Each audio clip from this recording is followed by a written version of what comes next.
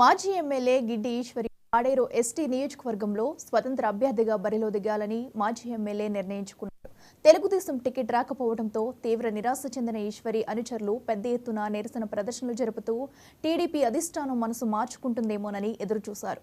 అయితే అలాంటి ఆనవాళ్లేమీ కనబడకపోవడంతో గిడ్డి ఈశ్వరి స్వతంత్రంగా బరిలో దిగటానికి సిద్ధమయ్యారు.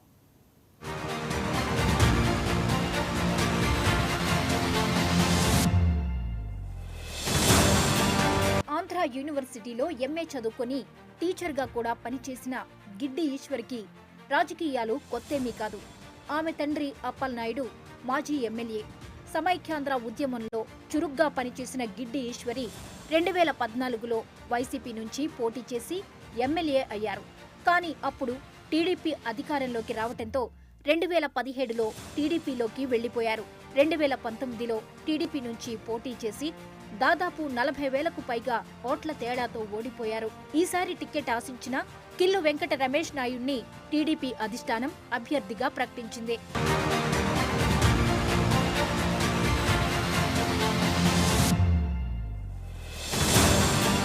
దీంతో తీవ్ర నిరాశకు లోనైన గిడ్డి ఈశ్వరి తన అసంతృప్తిని ఎంతమాత్రమూ దాచుకోలేదు. నియోజకవర్గంలోని కీలక నాయకులతో పెద్ద ఎత్తున నిరసన ప్రదర్శనలు చేపట్టారు. అయినా సరే తెలుగుదేశం అధినాయకత్వం ఎంతమాత్రమూ పట్టించుకోలేదు.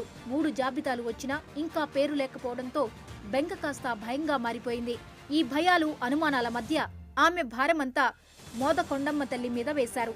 పాడేరు తెలుగుదేశం పార్టీ టికెట్ తనకే కేటాయించేలా ఆ తల్లి చల్లని చూపుతో చంద్రబాబు నాయుడి మనసు మార్చాలని కోరుకుంటూ తన నివాసం నుంచి అమ్మవారి గుడి వరకు 101 పసుపు నీళ్ల బిందెలతో బయలుదేరారు.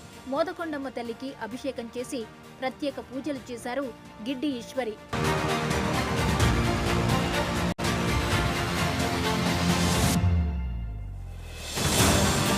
తెలుగుదేశం పార్టీ తనకు తీవ్ర అన్యాయం చేసిందంటూ తన అనుచరుల సమక్షంలోనే మనసులో మాట బయటపెట్టారు. పార్టీ కోసం ఖర్చు పెట్టుకుంటూ ఇన్నాళ్లు కష్టపడినా తనను ఇలా నిర్లక్ష్యం చేయటాన్ని సహించబోనన్నారు.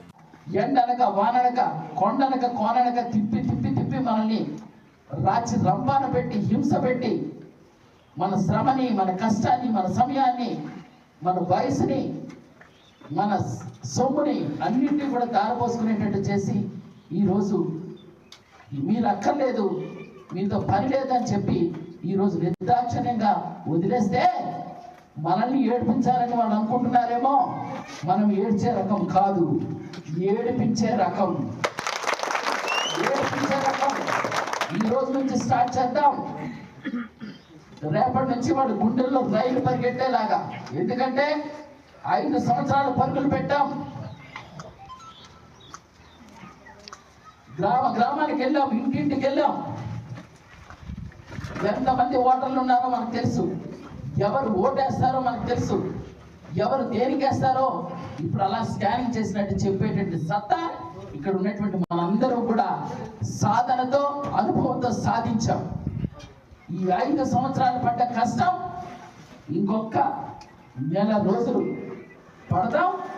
ఈ నెల రోజుల్లో మన సత్తా ఏదో చూపిద్దాం.